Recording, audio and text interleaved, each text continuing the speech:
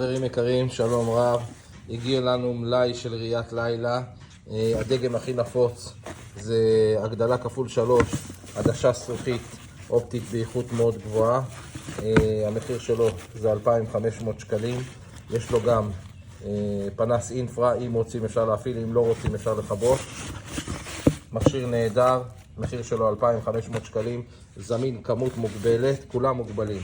יש לנו ראיית לילה שהיא דיגיטלית, היא לא דור אחד, היא דיגיטלית, מכשיר מאוד זול.